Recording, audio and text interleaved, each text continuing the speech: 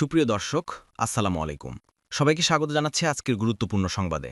প্রথমেই জানিয়ে দিচ্ছি সংবাদ শিরোনাম, পরে বিস্তারিত। নিউ ইয়র্কে ৭ বছরের রেকর্ড ভাঙলেন নামদানি। এদিকে শব্দের চেয়ে ৩ গুণ গতির পারমাণবিক মিসাইল তৈরির ঘোষণা পুতিনের।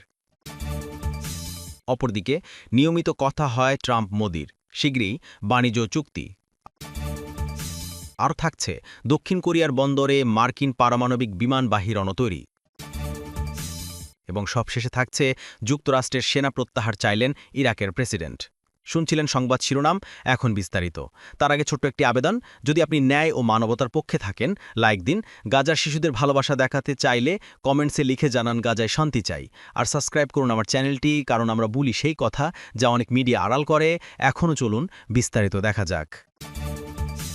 নিউ ইয়র্কে ৬০ বছরের রেকর্ড ভাঙলেন মামদানি। নিউ ইয়র্কের মেয়র নির্বাচনে ৬০ বছরের মধ্যে সর্বোচ্চ ভোট পেয়ে জিতলেন জোহরান মামদানি। ৯১% ভোট গণনা শেষে দেখা গেছে মামদানি পেয়েছেন ১০ লাখেরও বেশি, ৫০.৪% ভোট। তার প্রধান প্রতিদ্বন্দ্বী স্বতন্ত্র প্রার্থী অ্যান্ড্রু কোমো পেয়েছেন প্রায় ৮,৫০,০০০ বা ৪১.৬% ভোট। আর রিপাবলিকান প্রার্থী কার্টিস সেলভা পেয়েছেন ১,৪৬,১৩৭ ভোট বা ৭.১%। অর্থাৎ নিকটতম প্রতিদ্বন্দ্বীর চেয়ে প্রায় ১.৫ লাখ ভোটের ব্যবধানে জয়ী হয়েছেন মামদানি। সর্বশেষ হিসেবে মামদানির প্রাপ্ত ভোট ১০,৩৬,০৫১টি, যা ১৯৬৫ সালের পর কোনো নিউ ইয়র্ক মেয়র প্রার্থী পাওয়া সর্বোচ্চ ভোট। এর আগে ১৯৬৫ সালের রিপাবলিকান প্রার্থী জন লেন্সে পেয়েছিলেন ১১,৪৯,১০৬ ভোট। শহরের রেকর্ড অনুযায়ী ১৯৬৫ সালের এই সংখ্যাও আগের দুটি নির্বাচনের তুলনায় কম ছিল। ডেমোক্র্যাট প্রার্থী রবার্ট এফ ওয়াগানর জুনিয়র ১৯৬১ সালের নির্বাচনে ১২ লাখ এবং ১৯৫৭ সালের নির্বাচনে ১৫ লাখেরও বেশি ভোট পেয়েছিলেন, যা এখন পর্যন্ত নিউ ইয়র্ক মেয়র নির্বাচনের সর্বোচ্চ ভোট রেকর্ড। এদিকে শব্দের চেয়ে ৩ গুণ গতির পারমাণবিক ক্রুজ মিসাইল তৈরির ঘোষণা পুতিনের। নতুন প্রজন্মের পারমাণবিক ক্রুজ মিসাইল তৈরির কাজ শুরু করেছে রাশিয়া। এই পারমাণবিক ক্ষেপণাস্ত্রের গতি শব্দের চেয়ে ৩ গুণ বেশি হবে। মঙ্গলবার ৪ নভেম্বর মস্কোতে এক রাষ্ট্রীয় পুরস্কার প্রদান অনুষ্ঠানে দেশটির প্রেসিডেন্ট ভ্লাদিমির পুতিন এমন ঘোষণা দিয়েছেন। ক্রেমলিনে আয়োজিত এক অনুষ্ঠানে পুতিন রাশিয়ার বুরেভেসনিক পারমাণবিক ক্ষেপণাস্ত্র এবং পোসাইডন মানববিহীন ডুবোযান তৈরির সঙ্গে যুক্ত বিজ্ঞানী ও প্রকৌশলীদের রাষ্ট্রীয় পুরস্কার প্রদান করেন। তিনি জানিয়েছেন, রাশিয়া বর্তমানে বুরেভেসনিক ও পোসাইডনের মতো শক্তিশালী ইউনিটের ওপর ভিত্তি করে নতুন প্রজন্মের অস্ত্র তৈরির কাজও শুরু করেছে। নতুন প্রজন্মের এই ক্রুজ মিসাইলের গতি শব্দের গতির চেয়ে ৩ গুণেরও বেশি হবে এবং ভবিষ্যতে এটি হাইপারসনিক স্তরে পৌঁছাবে। রাশিয়া কোনো দেশের জন্য হুমকি নয়। অন্যান্য পারমাণবিক শক্তিধর দেশের মতোই আমরাও নিজেদের প্রতিরক্ষা ক্ষমতা উন্নত করছি। পুতিন বলেন, বুরেভেসনিক উন্নয়ন রাশিয়ার জনগণ ও দেশের নিরাপত্তার জন্য ঐতিহাসিক গুরুত্ব বহন করে। এটি আগামী কয়েক দশকের জন্য কৌশলগত ভারসাম্য বজায় রাখতে সাহায্য করবে। পুতিন আরও জানিয়েছেন, এই বছর সারমাত নামের আন্তঃমহাদেশীয় ব্যালিস্টিক মিসাইল পরীক্ষা সফল হয়েছে। আগামী বছর তা যুদ্ধক্ষেত্রে মোতায়েন করা হবে। গত মাসে সামরিক কর্মকর্তাদের সঙ্গে এক বৈঠকে পুতিন জানিয়েছিলেন, বুরেভেসনিক মিসাইলের সিদ্ধান্তমূলক পরীক্ষা সম্পন্ন হয়েছে। এই মিসাইল প্রায় ১৫ ঘণ্টা উড়ে ১৪,০০০ কিলোমিটার দূরত্ব অতিক্রম করেছে। ২০১৮ সালে পুতিন প্রথম বুরেভেসনিক ও পোসাইডন তৈরি করার ঘোষণা করেছিলেন। তখন তিনি বলেছিলেন, এগুলি অসীম পাল্লার এবং একক বৈশিষ্ট্যের সম্পন্ন পারমাণু চালিত অস্ত্র ব্যবস্থা। অপরদিকে নিয়মিত কথা হয় ট্রাম্প মোদির, শীঘ্রই বাণিজ্য চুক্তি। নিয়মিত কথা বলছেন ভারতের প্রধানমন্ত্রী নরেন্দ্র মোদী ও মার্কিন প্রেসিডেন্ট ডোনাল্ড ট্রাম্প।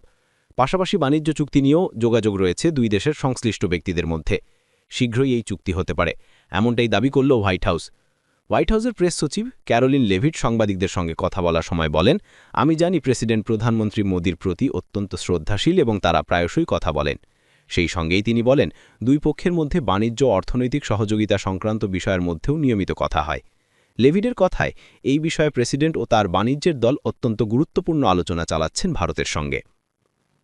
প্রসঙ্গত, মাত্র কয়েকদিন আগে দক্ষিণ কোরিয়ায় গিয়ে মোদির প্রশংসা করেছিলেন ট্রাম্প। তাকে বলতে শোনা গিয়েছিল, প্রধানমন্ত্রী নরেন্দ্র মোদী সবচেয়ে বড় অঙ্গশাল, উনি দুর্দান্ত, খুব শক্তিশালী। এর পাশাপাশি দ্রুতই ভারতের সঙ্গে বাণিজ্য চুক্তি হবে বলেও সেই সময় আশ্বাস দেন ট্রাম্প। এরও দিন কয়েক আগে ট্রাম্প দাবি করেছিলেন, ভারত রুশ তেল কেনা বন্ধ করে দেবে বলে আশ্বাস দিয়েছেন মোদী স্বয়ং। মার্কিন প্রেসিডেন্টের এই দাবি যদিও সাফ উলিয়ে দিয়েছে ভারত। দিল্লির পক্ষ থেকে জানানো হয় যে ফোন কলের ভিত্তিতে ট্রাম্প এমন দাবি করেছেন, তেমন কোনো ফোন কল আদতে ঘটেনি।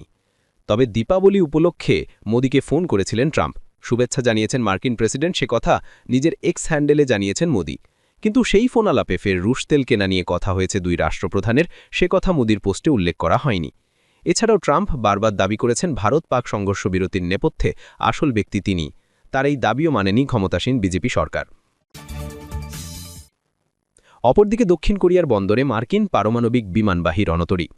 বুধবার দক্ষিণ কোরিয়ার বুসানের নৌঘাটিতে পৌঁছেছে যুক্তরাষ্ট্রের পারমাণবিক শক্তিচালিত বিমানবাহী রণতরী জর্জ ওয়াশিংটন। খবরটি নিশ্চিত করেছে দক্ষিণ কোরিয়ার সংবাদ সংস্থা ইয়নহ্যাপ।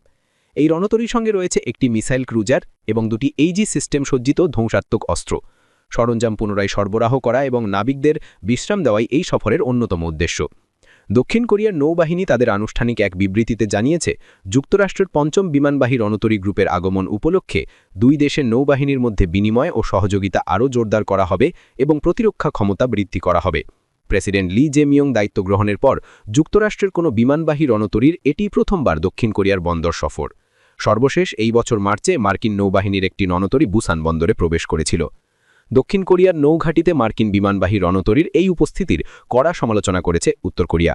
দেশটির নেতা কিম জং উনের বোন কিম ইয়ো জং একে চরম শত্রুতা আখ্যা দিয়েছেন।